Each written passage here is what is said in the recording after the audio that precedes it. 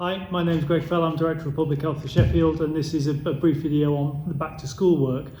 So a few things to say. Firstly, I'd like to thank parents and carers for supporting all the changes that schools have had to make over the last few months. They've been substantial, and thank you for that. And I'd like to thank schools as well for doing everything they can to protect children, parents, carers and staff.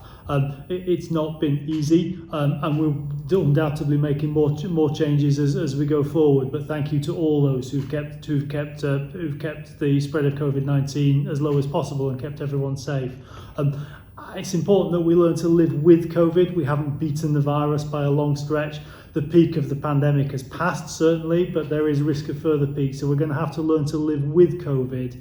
And I know that schools and childcare settings have done all they can to help pupils keep as safe as they can be. And many have been working right the way through the summer holidays to have a plan and to put measures in place. Some specifics: all schools have done comprehensive risk assessments with my team and with others from the City Council, and we've been working hard to put those measures in place. We've been meeting with head teachers regularly over the summer period and will continue to do so. Pupils will be asked to wash their hands more frequently, and where possible we'll be asking people to social distance. And there's a range of things that are in place. So reopening. The new term is nearly upon us. Schools will look different when they reopen in September, and we'll all feel anxious about that, whether your children are starting for the first time or whether they're returning to school.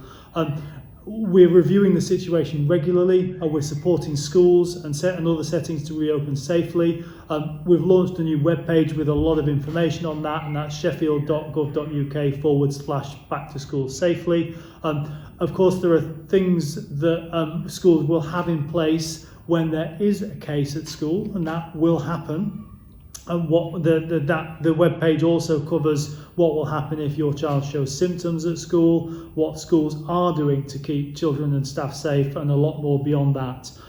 So your school will be in touch with important messages, including starting and finishing times, where and how to drop off and pick up. So definitely be sure to look out for those.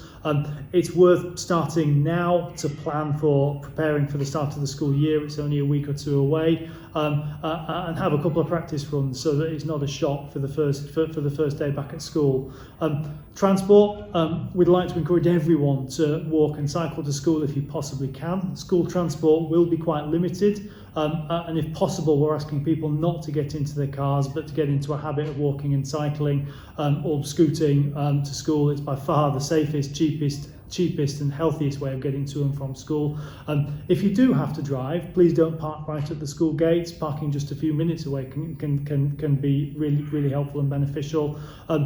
If you do need to use school transport, please remember that children who are 11 years old or older should wear a face covering unless they're exempt. Please only use public transport if there's absolutely no other option. Lastly, if your child has COVID-19 symptoms, they shouldn't go to school and should get a test.